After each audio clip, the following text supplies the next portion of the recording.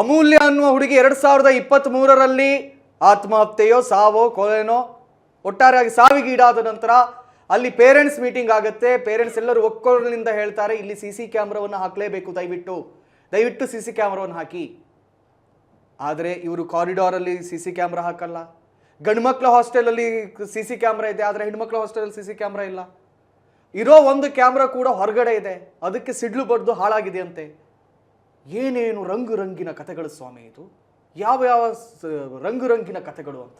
Lawyer ಆಗಿ sir, ನಿಮ್ಮ ಹತ್ರ ಅದೆಷ್ಟೋ ಕೇಸ್ಗಳು ಬಂದಿರುತ್ತೆ, ಏನೇನೋ ತನಿಖೆ ಮಾಡಿರ್ತೀರಿ, ಇದು ಅದೆಲ್ಲದಕ್ಕಿಂತ ವಿಭಿನ್ನ ಅನಿಸ್ತಾ ಇಲ್ವಾ ನಿಮಗೆ? ಪೊಲೀಸರು ಫಸ್ಟು ಬಿ ರಿಪೋರ್ಟ್ ಆಗೋಕ್ಕಿಂತ ಮುಂಚೆ ಆತ್ಮಹತ್ಯೆಗೆ ಮೂಲ ಕಾರಣ ಏನು ಅಂತ ತಿಳಿಸ್ಬೇಕಾಗಿತ್ತು. ಸ್ವತಃ ಅಂದ್ಕೊಳ್ಳೋಣ, ಇವಾಗ ಅವರೇ ಸುಸೈಡ್ ಮಾಡ್ಕೊಂಡಂದ್ರೂ ಯಾವುದಾದ್ರು ಒಂದು ಕಾರಣ ಇರಬೇಕಲ್ವಾ? ಆ ಕಾರಣ ಎಲ್ಲೂ ಮೆನ್ಷನ್ನೇ ಮಾಡಿಲ್ಲ ಬಿ ರಿಪೋರ್ಟಲ್ಲಿ. ಸೊ ತನಿಖೆ ಎಲ್ಲಾಗಿದೆ ಹಂಗಂದ್ರೆ? ತನಿಖೆಗೆ ಒಂದು ಉದ್ದೇಶ. ಇವಾಗ ಆತ್ಮಹತ್ಯೆ ಆಗಿದೆ ಅಂದರೆ ಪೊಲೀಸರು ಎಂಕ್ವೈರಿ ಮಾಡಬೇಕಂದ್ರೆ ಮೊದಲ ಜವಾಬ್ದಾರಿ ಈ ಆತ್ಮಹತ್ಯೆಗೆ ಕಾರಣ ಏನು ಅಂತ ತಿಳ್ಕೊಬೇಕಾಗಿತ್ತು. ಪೊಲೀಸರು ಅಲ್ಲೇ ವೈಫಲ್ಯ ಆಗಿದಾರಲ್ಲ, ಇದನ್ನು ಮರು ತನಿಖೆ ಆಗಬೇಕು. ಇದು ಪಕ್ಕಾ ಪೊಲೀಸರ ವೈಫಲ್ಯ ಅಥವಾ ಪ್ರಭಾವಿಗಳ ಕೈವಾಡ ಇದೆಯಾ? ಈಗ ಡಾಕ್ಟರ್ ಹಾಗಾದ್ರೆ ಹ್ಯಾಂಗಿಂಗ್ ಅಂತ ಹೇಳಿ ಅವರು ಸರ್ಟಿಫಿಕೇಟ್ ಕೊಟ್ಟಿದ್ದಾರೆ, ಅವ್ರ ಮೇಲೆ ಏನಾದರೂ ಕೇಸ್ಗಳು ಬೀಳುತ್ತಾ? ಈಗ ಖಂಡಿತ ಖಂಡಿತ ಫೈಲ್ ಮಾಡ್ಬೋದು.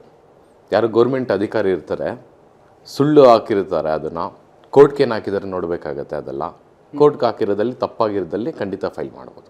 ಖಂಡಿತವಾಗಿಯೂ. ಯಾಕಂದರೆ ಭಾರತದಲ್ಲಿ ಪ್ರಜಾಪ್ರಭುತ್ವ ಅಥವಾ ಒಂದು ಕಾನೂನು ಅಂತ ಇರೋದೇ ಇದಕ್ಕೋಸ್ಕರ. ಈ ಕಾನೂನಿನಲ್ಲಿ ನಿಮಗೆ ಅನ್ಯಾಯಗಳಾಗಿರಲಿ, ಅದು ಪಾಸ್ಟಲ್ಲಿ ನೀವು ಆಯಿತು ಎಲ್ಲ ಮುಗ್ದೋಯ್ತು ಅಂತ ಎಣಿಸ್ಕೊಳ್ಳುವಂಥ ಅವಶ್ಯಕತೆ ಬೇಡ. ನಿಮಗೆ ಇನ್ನೂ ಕೂಡ ನ್ಯಾಯ ಸಿಗುವಂತಹ ಎಲ್ಲ ಲಕ್ಷಣಗಳಿರುತ್ತೆ. ಏನಂತೀರಿ ಸರ್, ಹೌದಲ್ವಾ? ಖಂಡಿತವೂ ಕಾರ್ತಿಕ್. ಈಗ ಇವರು ಸಂಬಂಧಪಟ್ಟ ಮಂತ್ರಿಗಳಿಗೆ, ಪ್ರಧಾನಮಂತ್ರಿಗೆ, CMಗೆ ಎಲ್ಲ ಲೆಟ್ರೆಲ್ಲ ಕೊಟ್ಟಿದ್ದಾರೆ. ಅದು ಹಲವಾರು ಹಂತದಲ್ಲಿ ಹೋಗಿ ಮುಂದೆ ಎಲ್ಲೋ DGP ಆಫೀಸಲ್ಲೇ ಅವರೇ ಹೇಳಿದ್ರು, DGP ಆಫೀಸಲ್ಲಿ ಆ ಲೆಟ್ರ್ ಇದೆ ಅಂತೇಳಿ. ಅವರಿಗೆ ಈ ಕೇಸಲ್ಲಿ ಏನೋ ಲೋಪದೋಷಗಳು ಆಗಿದೆ ಪೊಲೀಸ್ ಇಲಾಖೆಯಿಂದ ಅಂತ ಕಂಡು ಬಂದಲ್ಲಿ ಖಂಡಿತವಾಗೂ ಇದನ್ನು CIDಗೆ ಕೊಡ್ತಾರೆ. ಬಟ್ ಈ ಪೇರೆಂಟ್ಸ್ ಪ್ರೆಷರು ಮತ್ತೊಂದು ಪ್ರೆಷರ್ ಬರಲಿಲ್ಲ ಅಂದರೆ ಅವರು ಇದ್ಯಾವುದು ನಾಮಿನಲ್ ಕೇಸ್ ಅಂತೇಳಿ, ಯಾಕಂದರೆ ಅವ್ರಿಗೆ ಸಾವಿರಾರು ಅರ್ಜಿಗಳು ಬರ್ತಾ ಇರ್ತವೆ, ಎಲ್ಲದನ್ನೂ CID ಕೊಡೋಕ್ಕಾಗಲ್ಲ. ಇಂಥ ಕೇಸು ಅನುಮಾನ ಇದೆ ಅಂತ ಹೇಳಿದಾಗ ಸರ್ಕಾರದ ಆದ್ಯ ಕರ್ತವ್ಯ ಆಗುತ್ತೆ. ಮತ್ತು ಪೊಲೀಸ್ ಇಲಾಖೆಯ ದೊಡ್ಡ ಸ್ಥಾನದಲ್ಲಿರುವಂಥ DGP ಅವರಿಗೆ ಇಂಥ ಒಂದು ಕೇಸನ್ನ ಕೊಟ್ಟು ಇವ್ರಿಗೆ ಏನು ನ್ಯಾಯ ಕೇಳ್ತಿದ್ದಾರೋ ಕರೆಕ್ಟಾಗಿ ತನಿಖೆ ಮಾಡೇ ಮಾಡ್ತಾರೆ. CIDನವರು ಹಲವಾರು ಕೇಸ್ಗಳು ಅವ್ರು ಸಾಲ್ವ್ ಮಾಡಿದ್ದಾರೆ. ಅವ್ರು ಕೊಟ್ಟಾಗ ಅವರು ಲೋಕಲ್ ಪೊಲೀಸ್ ಥರ ಅವ್ರು ಇನ್ವೆಸ್ಟಿಗೇಷನ್ ಮಾಡೋದಿಲ್ಲ.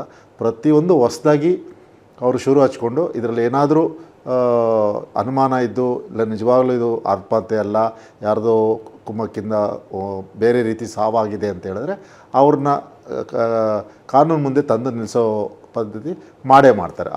ಆ ಒಂದು ಇದು ನಮ್ಮ ಕರ್ನಾಟಕ CIDಗೆ ಇದೆ. ಅದರಿಂದ ಈ ಪೇರೆಂಟ್ಸ್ ಏನು ಹೇಳ್ತಾ ಇದ್ದಾರೆ, CID ಇದು ತನಿಖೆ ಆಗಬೇಕು ಅಂತೇಳಿ. ಸರ್ಕಾರ ಮನಸ್ಸು ಮಾಡೋದು ಇದು 5 ನಿಮಿಷದ ಕೆಲಸ.